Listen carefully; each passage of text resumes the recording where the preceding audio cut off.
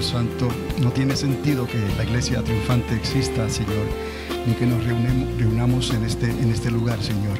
Verdaderamente, Señor, dependemos de ti y te damos a ti siempre toda la gloria, te damos toda la honra, Padre amado, y te recordamos siempre: apresura tu reino. En el nombre de Jesús. Amén. ¿Estamos? Gloria a Dios. ¿Estamos ya acomodados? ¿Listos en la expectativa? Diga: Dios es bueno. Yeah, He is good. Amén. En estos días, cuando digo días, hemos dividido estas reuniones, ¿no? Y lo que hablamos y las enseñanzas en los miércoles. La hermana Mary también está utilizando los martes para traer algunas enseñanzas. Y los domingos. En los domingos les he estado hablando sobre los 3 dilemas. ¿Recuerdan? Dilemas del cristianismo. Y dilema es un problema. La palabra dilema son problemas serios que tienen 2 posibles soluciones. Y que al tratar de encontrar la solución, descubrimos una paradoja. ¿Ok? Les estoy definiendo lo que es dilema, un problema con 2 posibles soluciones, y al tratar de aplicar una de esas soluciones nos podemos encontrar con una paradoja, que es una contradicción. Y nos damos cuenta que existe una sola y verdadera solución. Todo problema tiene una solución, pero hay soluciones que el hombre trae, el intelecto, la sociedad, pero hay soluciones que solamente Dios puede traer. ¿Y sabe qué? Esas son las soluciones verdaderas, las soluciones que provienen de Dios y se convierten en soluciones exclusivas. Exclusivas es que solamente Dios las puede traer, y eso nos hace diferente a nosotros, porque nos acusan de ser exclusivistas. O sea, de que, ¿y quién les dijo a ustedes que solamente a través de Cristo se puede hallar la salvación? Hay tantos caminos por ahí que conducen a Dios. Yo soy bueno, yo no cometo tales pecados y yo creo en Dios. Y déjeme decirle, la palabra es clara. Dios es exclusivo y hay solo un camino. Si no es a través de Cristo, no te vistas que no vas. Así de sencillo es. Entonces, las soluciones no podemos aceptarlas, en realidad, de la religión o de la sociedad o del intelecto, si no están fundadas en la palabra de Dios. Y la palabra de Dios es lo que el Espíritu de Dios transmitió a través de hombres que se predispusieron a creerle a Dios, y Dios los utilizó para escribir una palabra que es infalible, una palabra que ha sido interpretada, pero en su forma original, en su contexto, en su principio, no tiene errores. La suma de la palabra es la verdad. Y no importa por dónde nos acerquemos a esa fórmula de Dios, esa fórmula de Dios es perfecta. Eso trae dilemas, y de ahí que les hablara de estos problemas. Que entonces nos damos cuenta que hay unas 2 soluciones, y al ir a esas soluciones nos encontramos entonces con una contradicción, con una paradoja.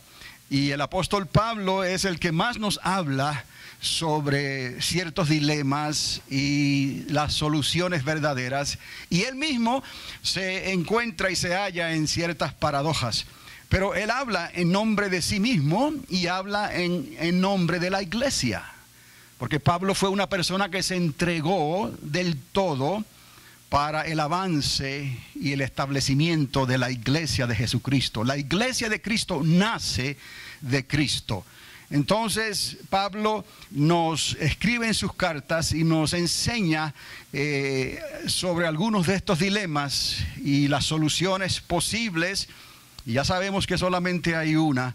Y cómo vencer y entender estas paradojas, estas contradicciones, para que nos demos cuenta que lo que tenemos que hacer entonces es rendirnos a la ley de Dios. Y ya no luchar con nosotros mismos, ni utilizar la religión, ni los conceptos y las ideas humanas, la ciencia del hombre, para tratar de explicar los misterios de Dios. Dios lo que demanda es obediencia, y Él fue claro desde un principio. Así que Él dijo, obediencia quiero y no sacrificios. Eso nos hace exclusivos y nos hace diferentes. Usted está aquí en esta mañana porque usted quiere ser diferente. Y con esto pues no queremos juzgar ni condenar cantidad de personas que se están reuniendo en el nombre de Cristo por diferentes lugares en esta ciudad, en la comunidad, en el estado, en la nación y por todo el mundo. Pero cada cual le dará cuenta a Dios de sí mismo, y cada líder le dará cuenta a Dios de lo que habla desde el lugar donde Dios le ha puesto y lo que dice referente a la palabra de Dios. Y Dios es el que reparte suertes. Decimos eso nosotros acá entre nosotros, ¿no? Creemos y confiamos y dependemos de Dios. Pero cada cual tendrá que darle cuenta a Dios de sí mismo. Por lo cual creemos que el Espíritu Santo está hablando todavía, y esta congregación cree que el Espíritu Santo es Dios y está todavía hablándole a la iglesia apostólica y proféticamente, sin quitarle ni añadirle nada a la palabra. Por lo general, el pueblo que se acerca a la iglesia triunfante tiene un temor de Dios, no de ser religioso, sino un temor que le lleva a una expectativa. ¿Qué es lo que Dios me va a hablar hoy en este día? ¿Qué es lo que Dios va a hacer en este día? Hace unos días atrás hablamos sobre cierta intercesión que hicimos en cierto día del año, septiembre 11, a las 11 de la mañana o por la noche, a las 11 de la noche, y les dije que yo lo llevé un poquito más cuando estuve aquí delante del Señor, a 11 minutos, 11 segundos, no, cosas que uno piensa. El asunto no es nada específico en agarrar esa hora, sí el día que tomamos, porque no fuimos los únicos que oramos en septiembre 11, pero sentimos varias cosas que el Espíritu Santo, algunas impresiones que Él nos dio, y una de las que me recuerdo claramente y le presté mucha atención porque creí firmemente que Dios estaba tratando de decirme algo, es que Él trajo una impresión a mi corazón de que eran 12 y quedaron 11, y que ese 11 tiene que ver con un espíritu de negación, un espíritu de menosprecio, un espíritu de abandono. Entonces eran 12, quedaron 11, obviamente refiriéndose a sus discípulos que Él escogió. Y en eso me vino a la mente, al corazón, una montaña que hay en Ruidoso, que ustedes la conocen, es Sierra Blanca, que en realidad tiene unos 12,000 pies de altura. So, hice la conexión entre 11 y 12, y ahora el 2012, que es el año entrante. No digo, el pastor que está pensando, no, nada, simplemente estaba orando y sentí esto, ¿no?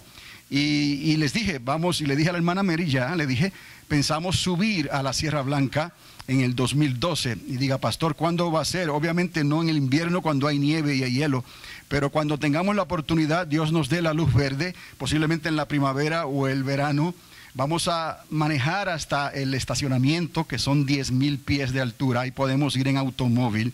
Luego nos restan 2,000 pies. Los que ya subimos la otra vez saben que esos 2,000 pies son bastante críticos, ¿no? Y no todos los que suben necesariamente quieren llegar. Se quedan algunos a mitad de camino. Pero esa fue la idea. Le dije, Señor, vamos a subir a los 12,000 pies si podemos, si no lo hacemos desde el estacionamiento. Y vamos entonces a orar y a desconectarnos de todo espíritu de traición, de todo espíritu de abandono y todo espíritu de menosprecio, ese espíritu que envolvió a Judas, el que le traicionó, que de 12 quedaron 11. Vamos a, como iglesia de Cristo, a desconectarnos, es como hacer borrón y cuenta nueva en ese año 2012 a 2,000 pies de altura, y vamos a reprender ese espíritu de rechazo, de abandono y de traición. La religión no le va a dictar a la iglesia de Jesucristo lo que la iglesia tiene que hacer. No estamos aquí para agradar a los hombres. Usted me ha escuchado a mí que yo no estoy aquí para hablarles las cosas que usted quiere oír.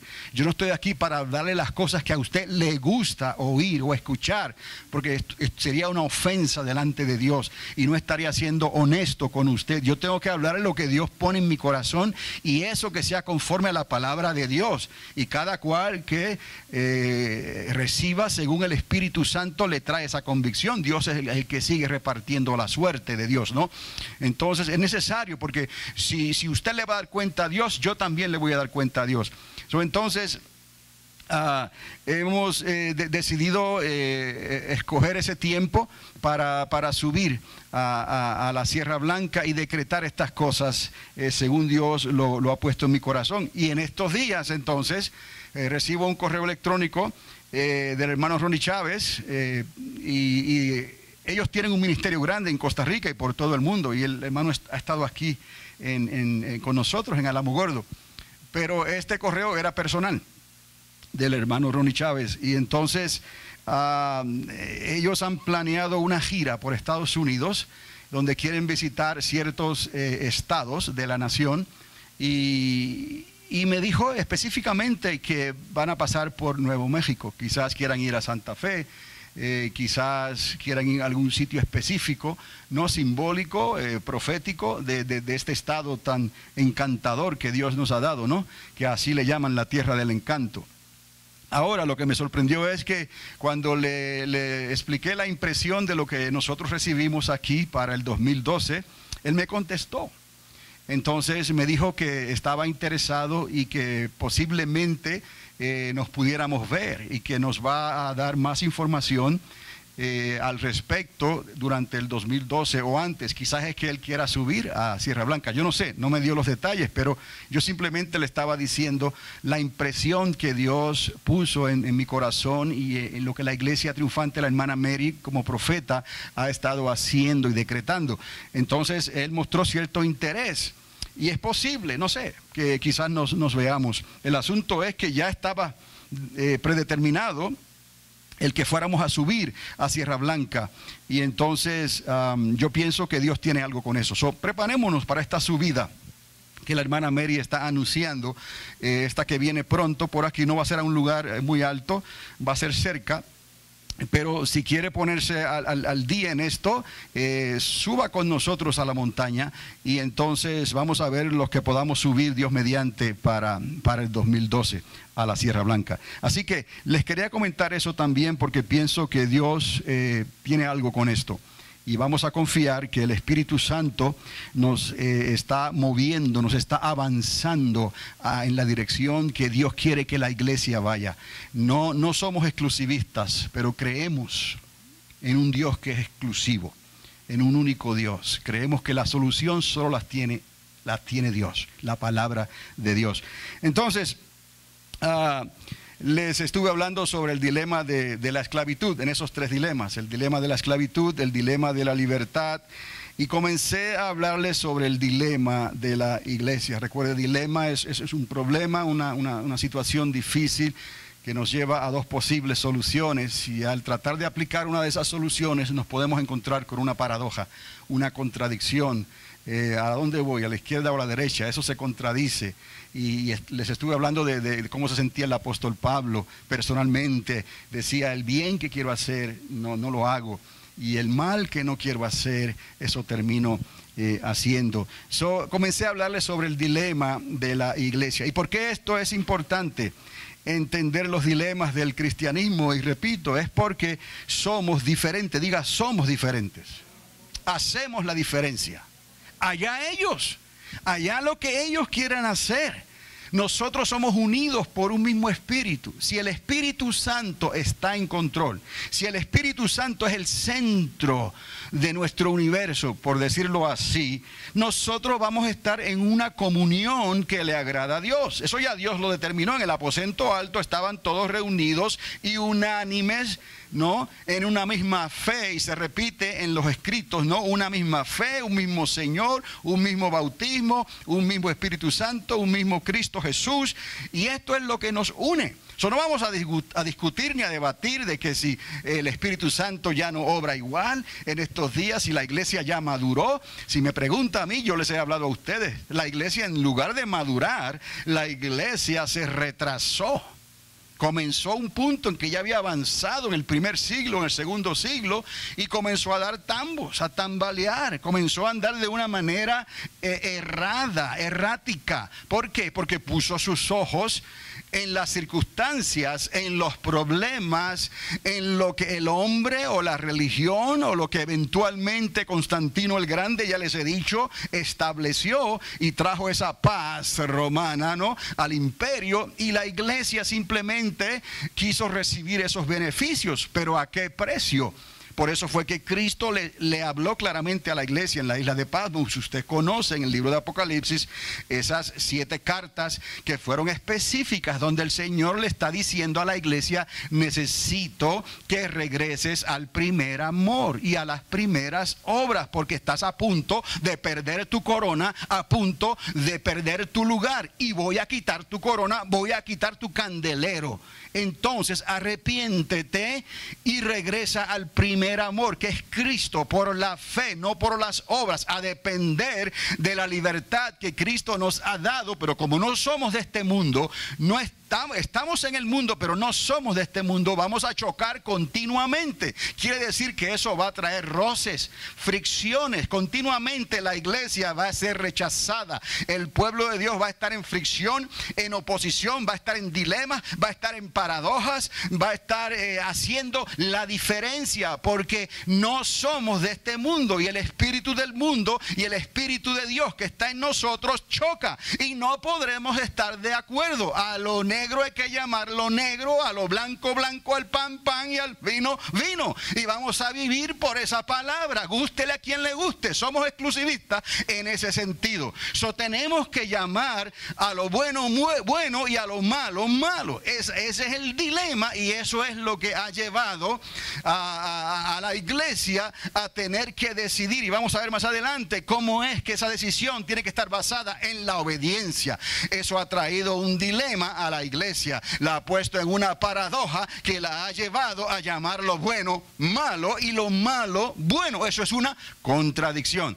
Entonces es necesario que nosotros como pueblo de Dios entendamos estas cosas. Quizás hay palabras que no estamos acostumbrados a escuchar, pero una vez usted entiende el significado de esa palabra, del dilema, ya se le queda ahí. Es un problema. Cuando escucha paradoja, es una contradicción. Y cuando va a los escritos del apóstol Pablo, usted puede ver esos dilemas y puede ver esas paradojas, pero lo más importante es que pueda discernir cuál es la solución de Dios, y para eso hay que tener fe, y es por fe y no por obras. Por lo tanto, eso nos va a hacer a nosotros diferentes, porque no todos los caminos conducen a Dios. No hay nadie bueno, todos hemos pecado. Si tú no vienes a Cristo Jesús, si tú no te arrepientes, aunque pienses que nunca has hecho nada malo, no te vistas que no vas.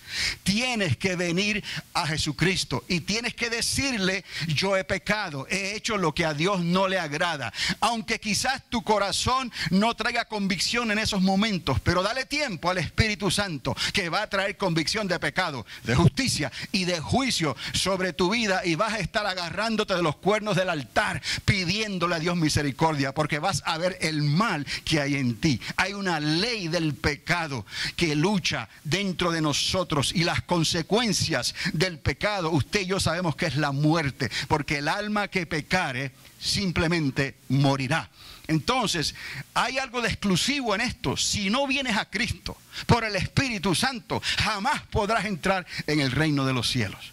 Así de sencillo. Una vez la persona es expuesta a la verdad del evangelio del reino, la persona y todo ser humano tiene libre albedrío, libertad para escoger. Vas a tener que decidir por ti mismo, no lo que dice tu mamá o tu papá o tu religión o quien haya entrado en tu forma de pensar y haya traído ideas y razonamientos y te haya enseñado ciertas cosas las cuales tú recibiste como si fuera casi algo de Dios. Eso no es lo que te va a salvar. Es tu decisión con esta palabra, con el Espíritu Santo de Dios, que conoce todas las cosas, conoce la mente de Dios y es el único que te puede traer a una situación de reconciliación con el Padre. Somos hijos que dejamos a nuestro padre. Somos hijos que dejamos la casa de nuestros padres y nos fuimos al pecado por la ley del pecado que heredamos después de Adán y Eva. Y algunos dirán, pero ¿qué culpa tengo yo con lo que hizo Adán y Eva? Por cuanto Adán y Eva cayeron, toda su descendencia hasta nosotros y hasta el fin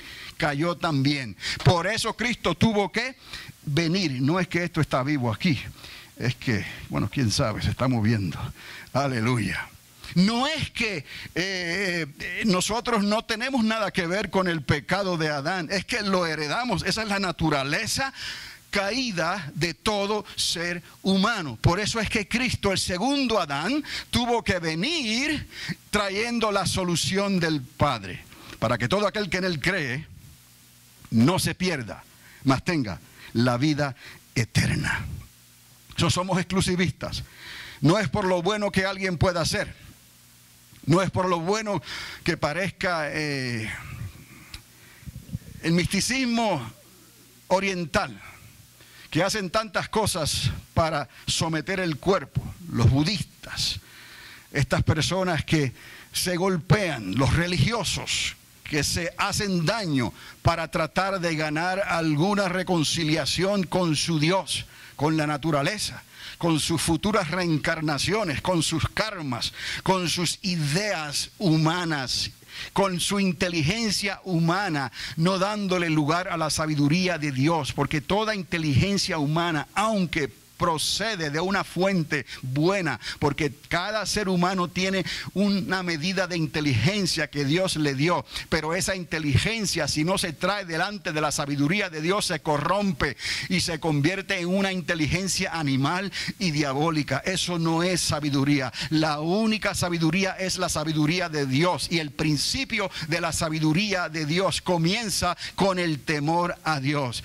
De ahí es que tenemos nosotros que darnos cuenta, aceptar que nuestro Dios es exclusivo y que aunque nosotros tenemos libre albedrío, tenemos que escoger lo que Dios pide y quiere de nosotros. Y recuerde siempre que Dios nunca te va a obligar. Dios siempre espera a que tú tomes tu decisión. Escoge a Dios para que vivas, porque si no ya estás condenado por la eternidad, eternamente y para siempre. ¿Por qué es necesario entonces que entendamos lo importante de entender estos dilemas del cristianismo? Y es porque